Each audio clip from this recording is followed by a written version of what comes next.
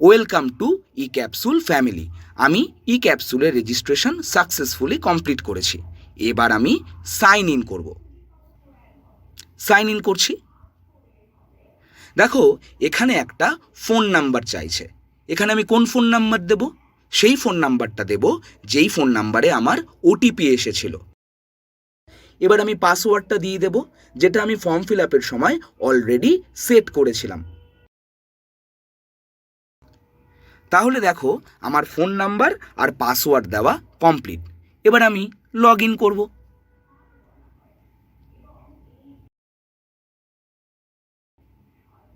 ইক্যাপসুল অ্যাপে আমার log in complete. এবার দেখো এখানে 3টে অপশান দেখাচ্ছে। প্রথমটা ভিডিও মডিউল, দ্বিতীয়টা নোটবুক, তৃতীয়টা মক টেস্ট। আমি একটা একটা করে সার্চ করে দেখি। ভিডিও মডিউলে আমি ক্লিক করছি। প্রথমে দেখাচ্ছে সিলেক্ট মুড। সিলেক্ট মুডে ক্লিক করার পর আমাকে দুটো অপশান দেখাচ্ছে, ফ্রি এবং অ্যাডভান্স। যেহেতু আমি ফ্রি ভার্সন ইউজ করছি তাই আমি ফ্রি সিলেক্ট করলাম। Select subject. এখান থেকে 3টে subject, life science, mathematics, physical সায়েন্সের মধ্যে থেকে আমি যে কোনো একটা সাবজেক্টকে মনের মতো চুজ করব। ধরো আমি লাইফ সায়েন্স চুজ করলাম। এবার সিলেক্ট স্টেজ। এখানে যে দুটো চ্যাপ্টার দেখাচ্ছে এর মধ্যে থেকে আমার যেটা দেখতে ইচ্ছা করছে, ধরো জীবনের প্রবাহমানতা, আমি ক্লিক করলাম। এবার সিলেক্ট চ্যাপ্টার। এখানে যে চ্যাপ্টারটা দেখাচ্ছে ক্রোমোজোম ও কোষ বিভাজন, আমি সেটাকে সিলেক্ট করলাম। এবার সিলেক্ট এপিসোড। সিলেক্ট এপিসোডে আমি দেখতে পাচ্ছি এই ভিডিওটার 3খানা এপিসোড রয়েছে। আমি প্রথম এপিসোডটাই শুরুতে দেখতে চাই, তাই আমি 1 সিলেক্ট করলাম। এবার দেখো ভিউ ভিডিও অপশানে ক্লিক করলেই আমি ভিডিওটাকে দেখতে পাবো। চলো দেখা যাক। দেখো ভিডিও এসে গেছে।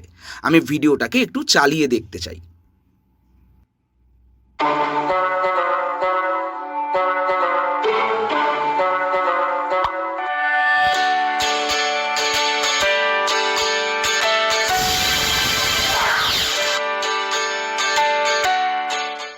পৃথিবীতে জীবের সৃষ্টি কিভাবে হয়েছে তা তো আমরা সবাই জানি। আজ আমরা জানব জীবনের এই প্রবাহমানতা সম্পর্কে, যাকে ইংরেজিতে কন্টিনিউটি অফ লাইফ বলে। বুঝতে পেরেছ? আমি যদি ডাউনলোড অপশানে ক্লিক করি তাহলে ভিডিওটা আমার ফোনে ডাউনলোড হয়ে থাকবে। পরবর্তী সময়ে আমি নেট না চালিয়েও অফলাইন মোডে ভিডিওটা দেখতে পারবো। এবার আমি ব্যাক করে আসছি। চলো এবার তাহলে নোটবুক অপশানে কী কী রয়েছে দেখে নিই। ক্লিক করি নোটবুকের ওপরে। এখানে একইভাবে select mood, select subject, select stage, select chapter এবং সিলেক্ট এপিসোড সিলেক্ট করে নেব পরপর।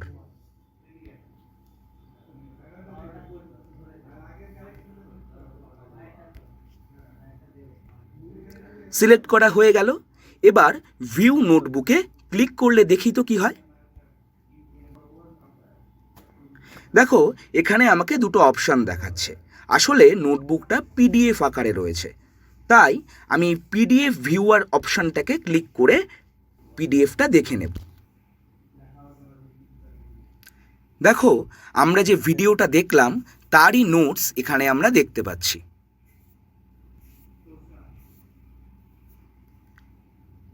এই পুরো নোটসটাকে চাইলে আমরা একইভাবে সেভ করে রাখতে পারবো। এবার চলো মক টেস্ট অপশানে কী রয়েছে সেটা আমরা দেখি। মক টেস্টের উপরে ক্লিক করলাম।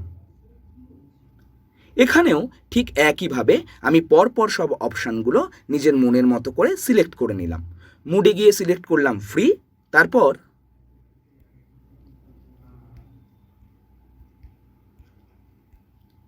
স্টার্ট মক টেস্ট আমাকে দেখাচ্ছে। আমি এর উপরে ক্লিক করি। এই যে ইন্টারফেসটা আমার সামনে খুললো, আমি এর উপরে ক্লিক করব। দেখো এখানে আমাকে দেখাচ্ছে টোটাল কোশ্চেন 20, মানে মোট 20খানা প্রশ্ন রয়েছে। টাইম রিকোয়ার্ড 20 মিনিট, মানে 20 মিনিটের মধ্যে আমাকে 20খানা প্রশ্নের উত্তর দিতে হবে। কারেক্ট অ্যান্সার +2, ইনকারেক্ট অ্যান্সার 0, মানে আমি যদি সঠিক উত্তর দিতে পারি আমি 2 মার্কস পাবো, ভুল উত্তর দিলে কোনো নাম্বার কাটা যাবে না, শূন্য পাবো। নিচে অনেকগুলো অপশানস লেখা রয়েছে, যেখানে পরীক্ষা দেওয়ার নিয়মাবলী লেখা রয়েছে, সেগুলো একবার পড়ে নিলাম। পড়ে নেওয়ার পরে আমি স্টার্ট টেস্ট অপশানে ক্লিক করব। আমার পরীক্ষা শুরু হয়ে গেছে। দেখো উপরে টাইমার দেখাচ্ছে, মানে 20 মিনিটের টাইম অলরেডি স্টার্ট হয়ে গেছে। এবার আমি পরপর অ্যান্সারগুলো দিতে থাকবো। একটা অ্যান্সার দেওয়ার পর আমি নেক্সট টিপে পরের প্রশ্নে যাব।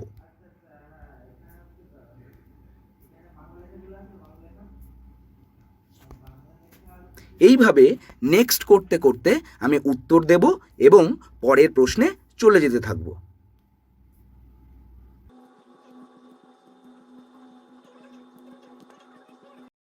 এবার দেখো, যেহেতু আমার কোশ্চেন কমপ্লিট হয়ে গেছে, তাই এখানে একটা সাবমিট বলে অপশান দেখাচ্ছে। এখানে ক্লিক করলেই আমার মক টেস্ট সাবমিট হয়ে যাবে। আমি ক্লিক করলাম। দেখো আমাকে দেখাচ্ছে টোটাল কোশ্চেন ছিল 20টা, তার মধ্যে অ্যান্সার দিয়েছি 20টা, একটা কোশ্চেনও আমি স্কিপ করিনি। এবার আমি সাবমিট টেস্ট করছি। আমাকে দেখিয়ে দিল আমি 40-এ 8 পেয়েছি। কেন? দেখো নিচেই লেখা রয়েছে কারেক্ট 4, মানে আমি 4টে প্রশ্নের উত্তর ঠিক দিয়েছি, ইনকারেক্ট 16, 16টা প্রশ্নের উত্তর আমি দিতে পারিনি। এবার আমাকে যদি জানতে হয় সঠিক উত্তর কি, আমি ভিউ সলিউশন অপশানে ক্লিক করব।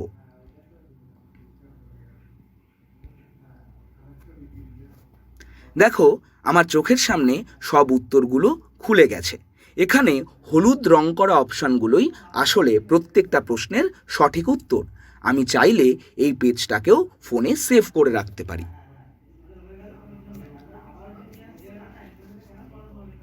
কি বুঝতে পারলে সবাই কিভাবে আমরা ই ক্যাপসুলের অ্যাপ রেজিস্ট্রেশন করে ইউজ করব? Thank you. যে কোনো রকম সমস্যা হলে অবশ্যই কিন্তু আমাদের সাথে যোগাযোগ করবে। আমরা অনেক ক্ষেত্রেই লক্ষ্য করছি তোমরা আমাদের ইক্যাপসুল অ্যাপে নোটবুক এবং মক টেস্ট দেওয়ার পরে পরীক্ষার যে অ্যান্সার শিট সেটা তোমরা দেখতে পাচ্ছ না। তার কারণ কিছুই নয়, মূলত তোমাদের ফোনে পিডিএফ দেখার কোনো অ্যাপ নেই। তো এটার জন্যই অনেকেই নোটবুক দেখতে যাচ্ছ, ভিউ নোটবুকে ক্লিক করছো বা ভিউ সলিউশনে ক্লিক করে অ্যান্সার শিট দেখতে যাচ্ছ, কিন্তু তোমরা দেখতে পাচ্ছ না। তো এই সলিউশনটা আমরা কিভাবে করতে পারি? প্রথমে এখানে ছোট করে একটা কথা বলে রাখি, আমরা একটা ইস্যু লক্ষ্য করেছি, অনেকের মোবাইল ফোনে স্ন্যাপটিউব নামের একটি অ্যাপ ইনস্টল করা থাকলে আমাদের অ্যাপ থেকে ওই নোটবুক সলিউশনগুলো দেখতে কিন্তু অসুবিধা হচ্ছে। তো খুব যদি প্রয়োজন না হয়, আমরা অনুরোধ করব তোমরা স্ন্যাপটিউব অ্যাপটাকে আনইনস্টল করে দিও। আর তাছাড়া আরেকটা উপায়, সেটা হচ্ছে আমরা গুগল প্লে স্টোর এই অ্যাপটায় গিয়ে, যেখান থেকে আমরা যে কোনো অ্যাপ ইনস্টল করতে পারি অ্যান্ড্রয়েড মোবাইল ফোনের জন্য, এখানে গিয়ে যদি আমরা পিডিএফ ভিউয়ার লিখে সার্চ করি, তাহলে আমরা অনেকগুলো অ্যাপ পাবো। যেটা তোমাদের ইচ্ছা সেই অ্যাপটা তোমরা তোমাদের ফোনে ইনস্টল করে নেবে। এই পিডিএফ রিডার বা পিডিএফ ভিউয়ার জাতীয় কোনো অ্যাপ যদি তোমাদের ফোনে ইনস্টল থাকে, তাহলে তোমরা শুধু ইক্যাপসুল কেন, যে কোনো পিডিএফ ফাইল খুব সহজেই তোমাদের ফোনে দেখতে পাবে। তো এই ধরনের কোনো অ্যাপ তোমাদের ফোনে ইনস্টল নেই বলেই মূলত তোমরা পিডিএফে আমাদের ফরম্যাটগুলো দেখতে পাচ্ছ না। তার কারণ আমাদের যে নোটবুক মানে নোটস এবং যে ভিউ সলিউশন মানে অ্যান্সার শিট, সেগুলো কিন্তু সব পিডিএফে রেডি করেই আমরা আপলোড করি। ঠিক আছে? Thank you.